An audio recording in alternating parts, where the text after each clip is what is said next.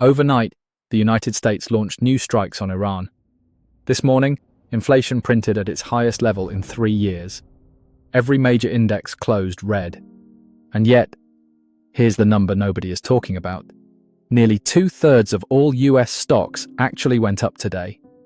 The same hidden pattern is playing out in crypto, where money is quietly leaving the big names and flowing somewhere else entirely. In the next 8 minutes, what happened, where the money is actually going, and the one word that explains both markets. Let's get into it. Start with the trigger.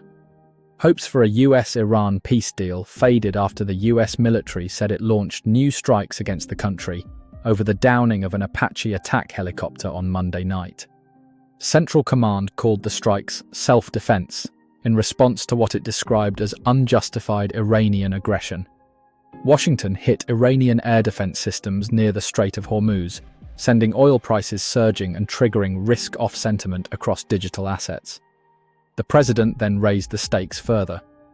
Trump warned Iran would pay the price and signaled potential strikes on Iranian infrastructure, while oil climbed to $90 per barrel. And the structural problem is bigger than one headline. Oil is floating well above pre-war levels, and the Strait of Hormuz, a vital waterway for a fifth of the world's oil, is all but closed to tanker traffic. That's not a one-day risk premium. That's a supply problem with a timer on it. Which brings us to this morning's main event, inflation. The May Consumer Price Index came in at 4.2% year over year, a 3-year high. Core inflation, which strips out food and energy, rose 2.9%. Now here's the nuance most headlines missed. The number actually met Wall Street's forecast, which briefly put a stop to worries that inflation was accelerating even faster. Markets even tried a small relief rally on the release. Bitcoin briefly climbed above 62,400 after the data, then gave back all of it as renewed Iran tensions pushed traders straight back into risk-off mode.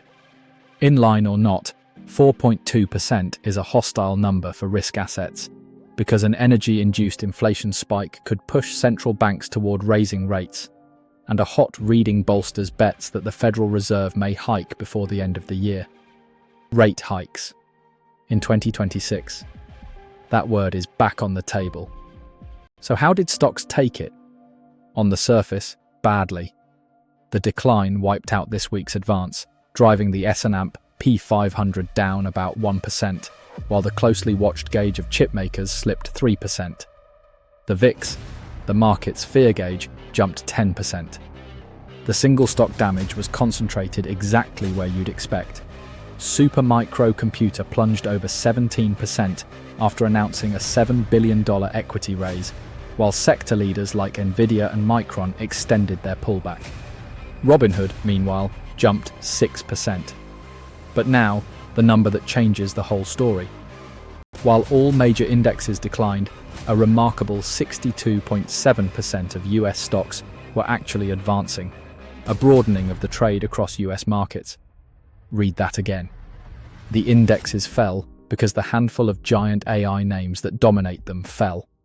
Underneath, most of the market went up. Deutsche Bank's Jim Reed captured the mood.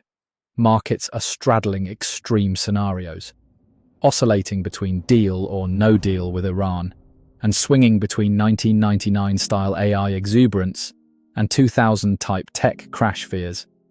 That's not a crash. That's a rotation.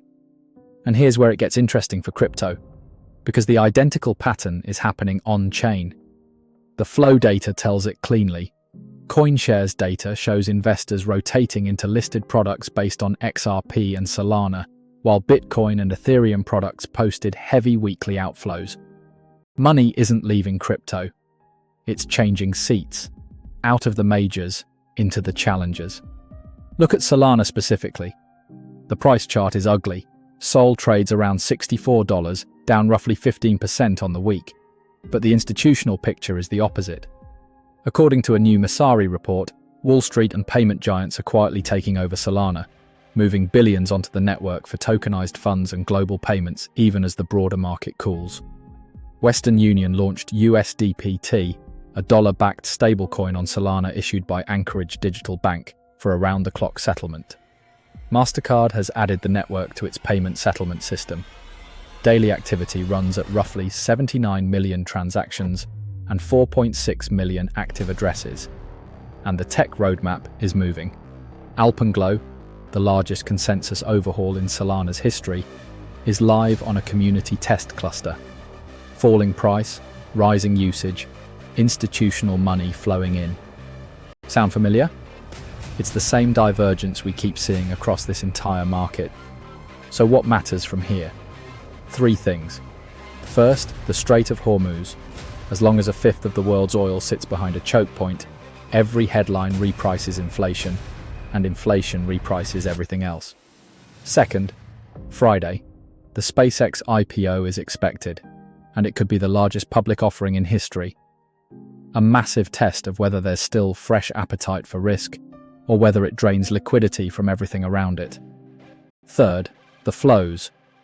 If SOL and XRP products keep absorbing money while the majors bleed, this rotation is a trend, not a blip. Intellectia. The lesson of today: stop watching only the index and stop watching only the top coin. In both markets, the headline number is hiding where the money is actually going. If you found this useful, subscribe.